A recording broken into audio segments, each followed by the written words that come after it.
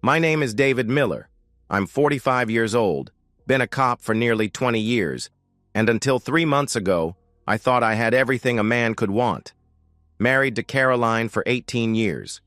2 beautiful daughters, Emily, 17, and Grace, 15. A house in the suburbs with a 2-car garage and a backyard where we used to have barbecues every 4th of July. I built my life on 3 principles: discipline, loyalty, and sacrifice. Every double shift I worked, every overtime hour I logged, every holiday dinner I missed because someone had to keep the streets safe. It was all for them. Caroline understood that, or so I thought.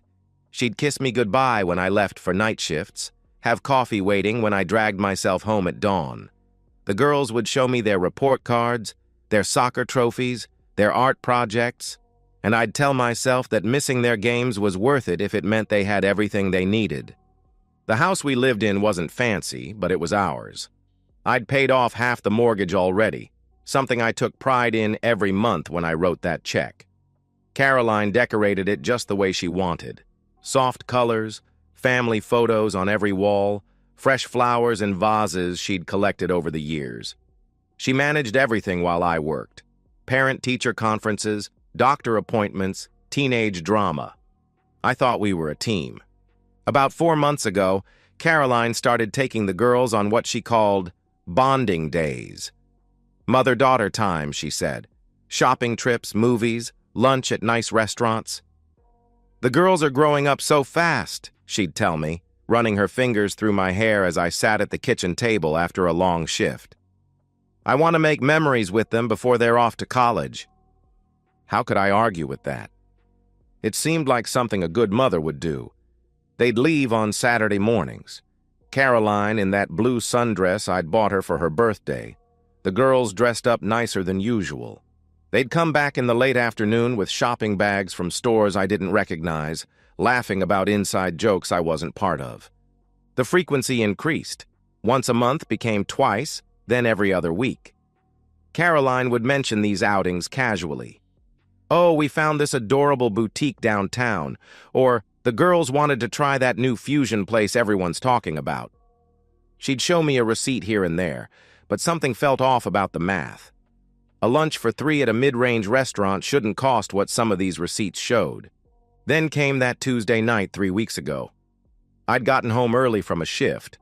My partner had to leave for a family emergency, and the captain sent me home rather than pair me with someone new. I was in the kitchen making a sandwich when I heard Grace on the phone in the living room.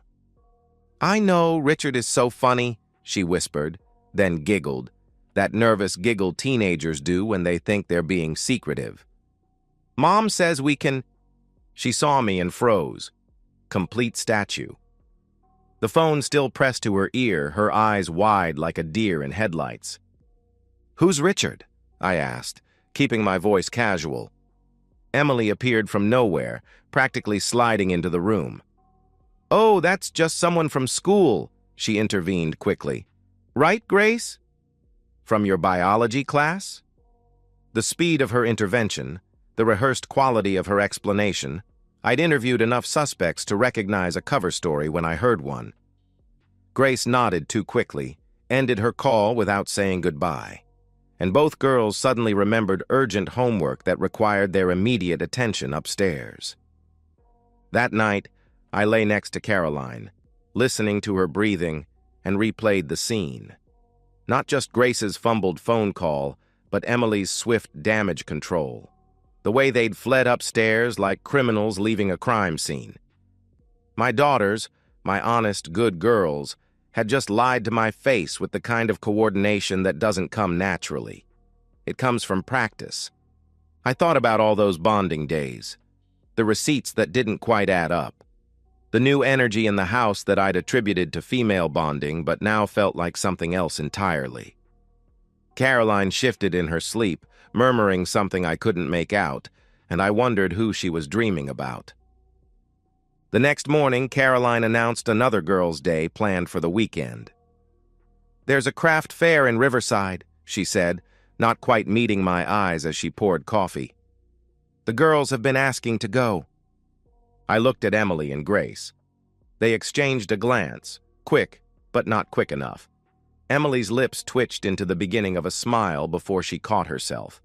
Grace suddenly became very interested in her cereal. "Sounds fun," I said, and meant it. Because for the first time in 18 years of marriage, my cop instincts were screaming that the three people I trusted most in this world were lying to my face, and I was going to find out why. Chapter 2. The Shadow of Doubt. That week stretched like a rubber band pulled to its breaking point. Every interaction with my family became evidence to catalog, every conversation a potential interrogation. I hated myself for it, for studying Caroline's face when she talked about grocery shopping, for noting how quickly Emily changed the subject when I asked about school, for watching Grace's hands fidget whenever I was in the room. Wednesday night, I checked Caroline's purse while she showered. Among the usual items, lipstick, hand sanitizer, her reading glasses, I found a receipt from Bella's, an upscale restaurant 40 minutes away. The date matched their last shopping trip to the mall. The total showed 4 entrees, 4 drinks, 4 desserts. Not 3, 4. My hands shook as I photographed the receipt and carefully placed it back exactly as I'd found it. In 18 years, I'd never gone through my wife's purse. Now, I was treating her like a suspect, and the evidence was mounting. Thursday, I came home for lunch unexpectedly. Caroline was on the phone in the bedroom, door partially closed. I stood in the hallway listening to my wife laugh, really laugh the way she used to when we first dated. I know, she said into the phone. Saturday can't come fast enough." A pause. "No, he doesn't suspect anything. The girls are perfect. They've gotten so good at this." I backed away silently, made noise coming up the stairs again. When I entered the bedroom, Caroline was off the phone, folding laundry with practiced calm. "Hi, honey," she greeted me, kissing my cheek. "What brings you home?" "Forgot my backup piece," I lied, matching her deception with my own. "You okay?" "You look flushed." "Just did a workout video," she replied, gesturing to the TV that was clearly off, the remote dusty on the dresser. That evening, I did something I swore I'd never do. I logged into our cell phone account and pulled the records. The unknown number appeared like an infection spreading through our family's communication. Caroline had exchanged over 300 texts with it in the past month alone. Calls lasting 30, 40 minutes during my shifts. The number had also been in contact with both Emily and Grace. I cross-referenced the timing. Every single bonding day corresponded with a spike in communication with this number. The morning texts starting around the time they'd leave. Caroline's calls during what should have been shopping or lunch, even late-night texts after I'd gone to bed. But it was the girls' involvement that gutted me. They weren't innocent bystanders, they were active participants. Emily had sent dozens of texts to the number. Grace fewer, but still enough to show complicity. My daughters were helping their mother. What? Have an affair? The word felt like glass in my throat.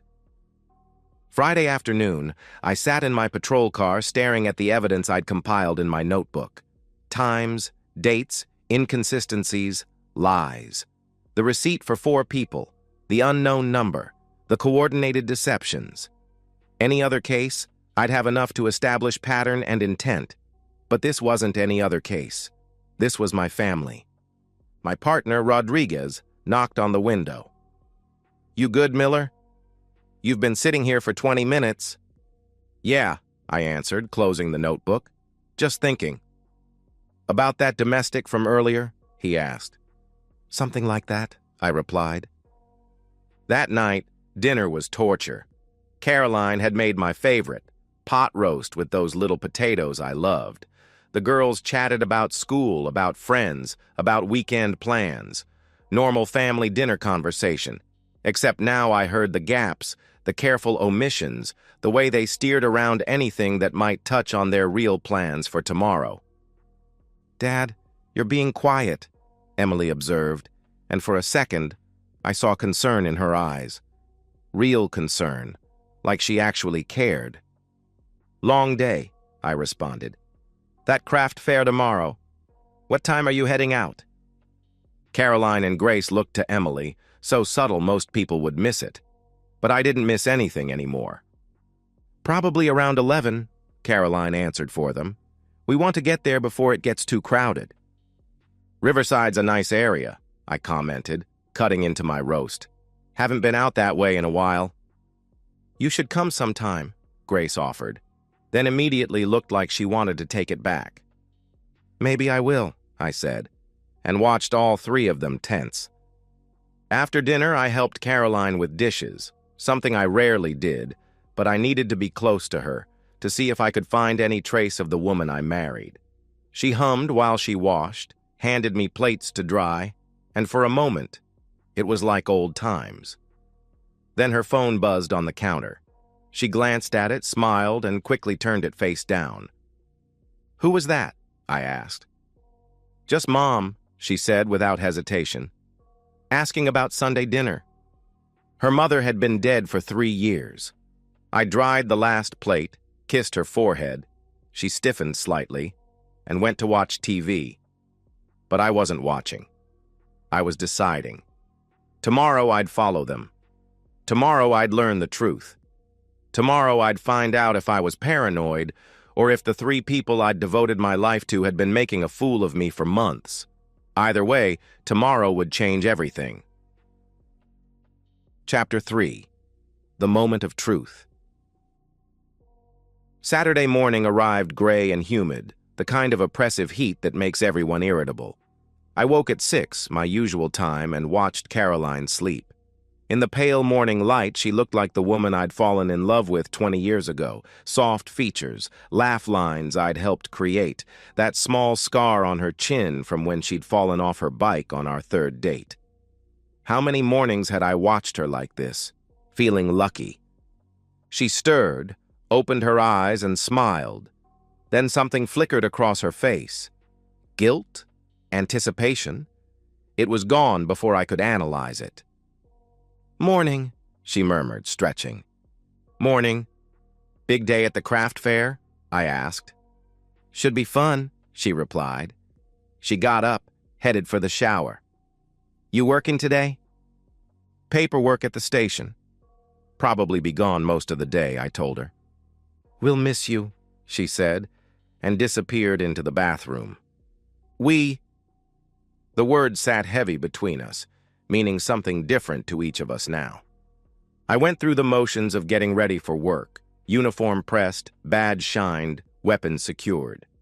I kissed Caroline goodbye, called out to the girls, and left at 9:30. But instead of heading to the station, I parked 3 blocks away and waited. At 10:45, I watched my family load into Caroline's SUV. She'd chosen a yellow sundress, one I didn't recognize. New perfume, too. I'd smelled it when I kissed her goodbye. The girls were dressed nicer than any craft fair warranted. Emily wore the designer jeans Caroline claimed she'd found on clearance. Grace had on a sweater that looked cashmere. I followed at a distance, my unmarked car invisible in Saturday morning traffic. They took Route 9 toward Riverside, and for a few minutes I allowed myself to hope. Maybe there really was a craft fair. Maybe I'd built this all up in my head, a paranoid cop seeing crimes where there were none. Then Caroline passed the Riverside exit. She continued for another 15 minutes, turning into neighborhoods I recognized from patrol, but had no reason to visit. Suburban streets with larger houses, manicured lawns, the kind of money that whispered instead of shouted. My grip on the steering wheel tightened as she navigated with obvious familiarity. No GPS, no hesitation at turns. When she pulled into the driveway of a 2-story colonial with perfect landscaping, my heart stopped. This wasn't a public place. This was someone's home. I parked down the street behind a contractor's van and watched. Caroline didn't knock. She used a key. My wife had a key to another man's house. The girls followed her inside like they'd done it 100 times before. I sat there for 5 minutes, maybe 10, trying to process what I'd seen. Then I got out and approached the house with the tactical awareness 20 years of police work had given me. The front windows were partially visible from the street. Through sheer curtains, I could see into what looked like a living room. What I saw next broke something inside me that would never heal. Caroline was in his arms, a tall man, early 40s maybe, with the kind of casual wealth that showed in his posture, his clothes, his entire bearing. They kissed like lovers comfortable with each other's bodies, his hands familiar on her waist, her fingers in his hair. My wife, the mother of my children, kissing another man like I didn't exist. But it was my daughters that destroyed me completely. Emily sat on a cream-colored couch, scrolling through her phone like this was normal. Grace was curled up in an armchair with a book, occasionally laughing at something the man said when he and Caroline broke apart. They were comfortable here, relaxed, at home. The man, this stranger who was kissing my wife, walked over and ruffled Grace's hair affectionately. She smiled up at him.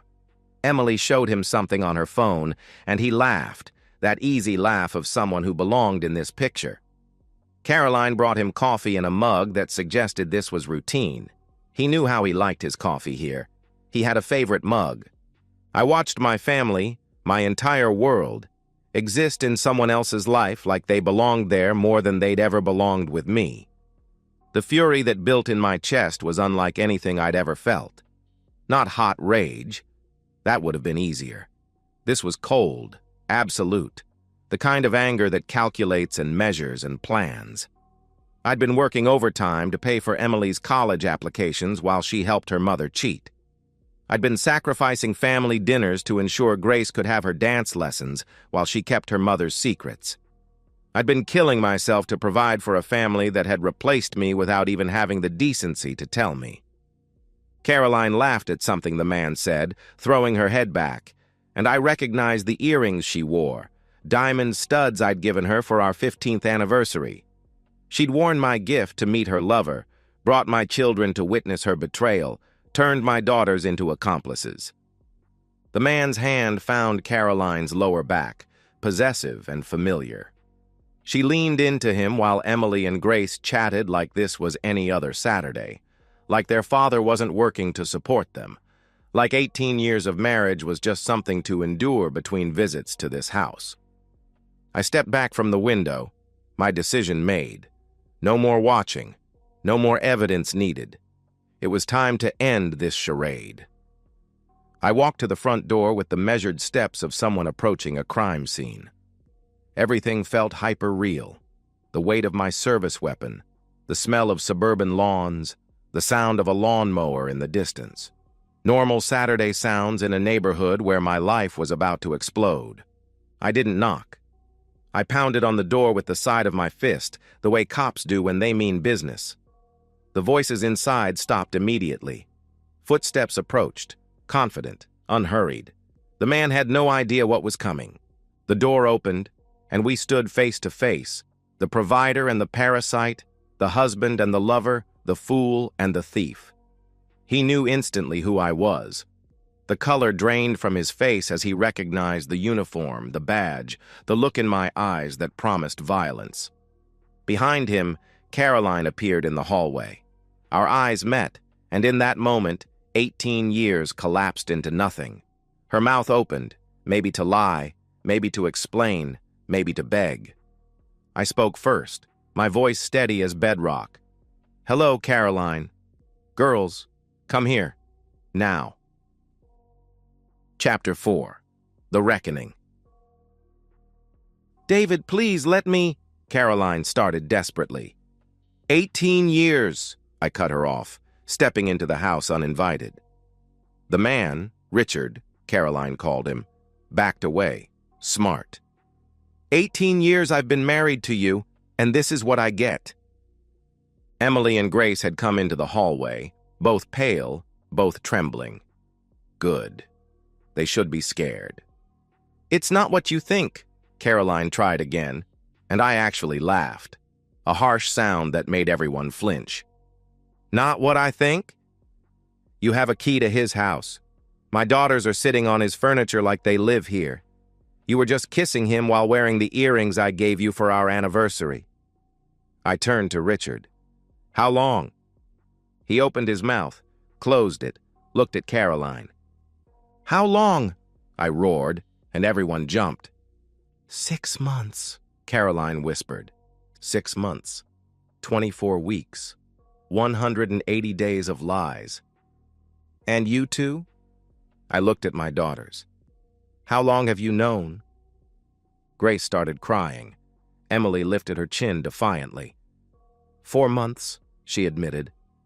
The calculating part of my brain noted that meant Caroline had hidden it from them for 2 months, then brought them into her deception, turned my children into conspirators.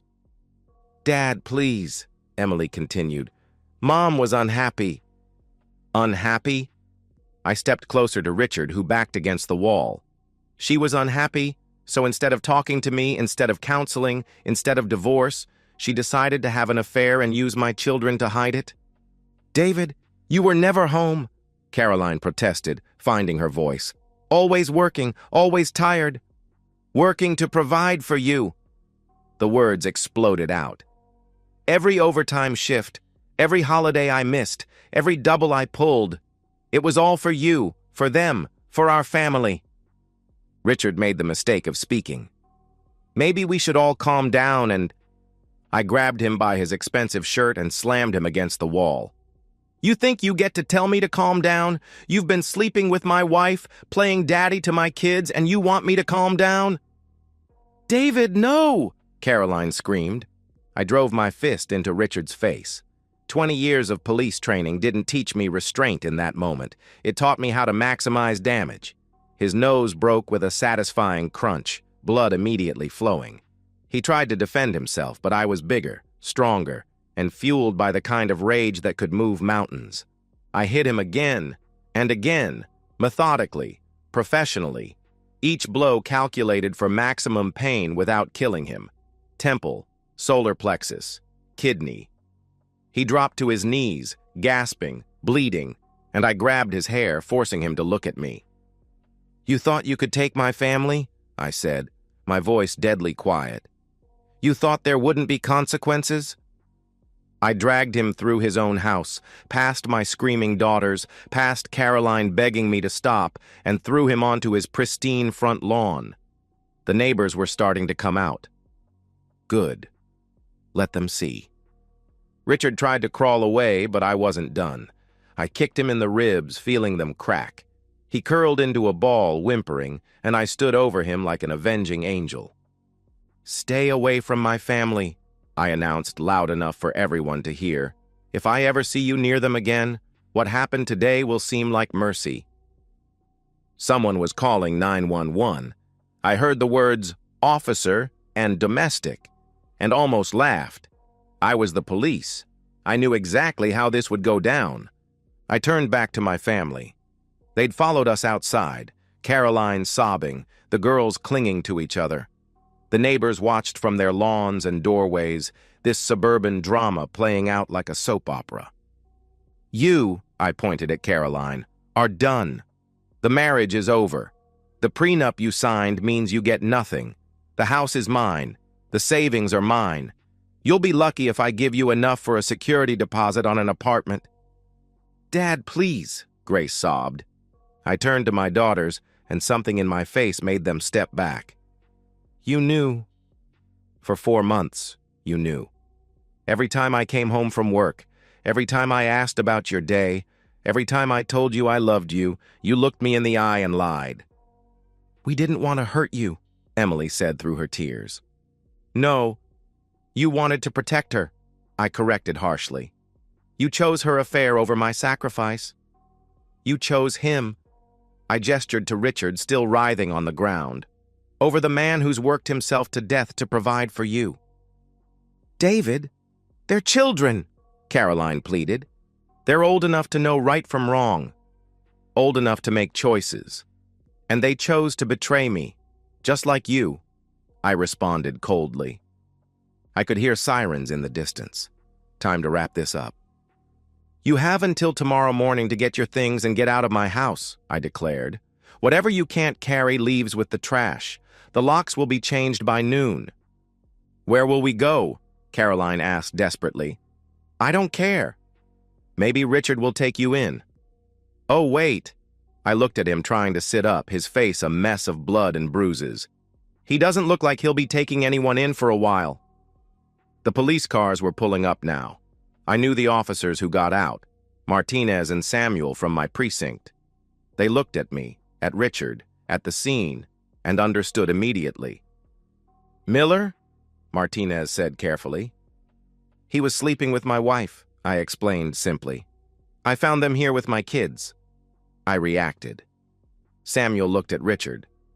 "Sir, do you want to press charges?" he asked. Richard looked at me, at my fellow officers, at the reality of his situation. He shook his head. "Smart man," I commented. "Officers, I'll be taking my family home now." "David, we can't just—" Caroline started. "Yes, we can. And we will," I interrupted. I looked at each of them, my lying wife, my treacherous daughters. "Get in the car." Now. They didn't move. "Get in the car!" I shouted.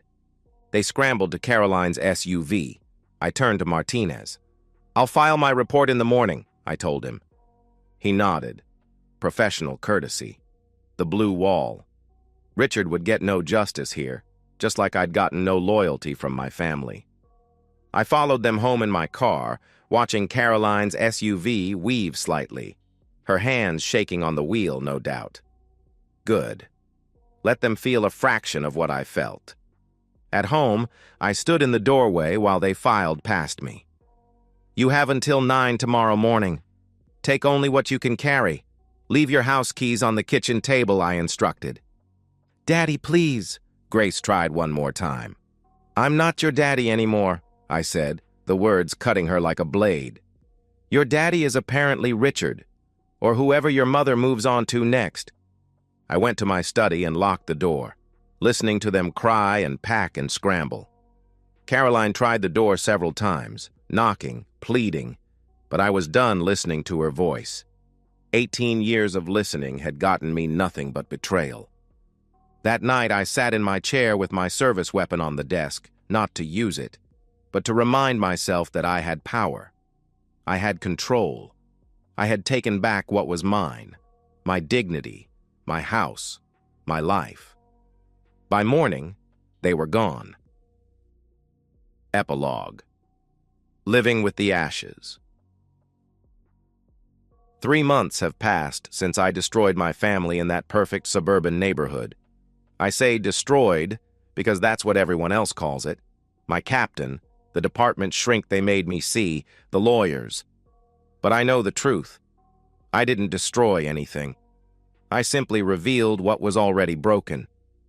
The house is quiet now. I've removed all the family photos, packed away 18 years of memories in boxes I'll probably never open. The walls are bare, but at least they're honest. No more lies hanging in frames. No more fake smiles frozen in time. Caroline got exactly what the prenup specified, the minimum. $10,000 and her personal belongings. She fought it, of course, hired a lawyer who tried to argue emotional distress, coercion, abandonment. But I had the evidence, the texts, the receipts, the 6-month affair she'd admitted to in front of witnesses. The judge, a man who'd been divorced twice himself, wasn't sympathetic. She and the girls moved into a 2-bedroom apartment on the east side. Emily had to give up her spot at the private school, couldn't afford the tuition anymore. Grace quit her dance lessons. They both got part-time jobs at a mall food court. Caroline found work as a receptionist at a dental office, making in a month what I used to make in a week of overtime. Richard? His face healed, but his life didn't. Turns out his investment firm had a morality clause. The scandal, a bloodied executive beaten by a police officer on his own lawn, cost him his partnership. His wife divorced him and took him for everything the prenup didn't protect. Last I heard, he'd left the state entirely. Good riddance. The girls tried reaching out at first. Texts I didn't answer. Calls I didn't return. Emily sent a letter, pages of apologies, justifications, pleading for understanding.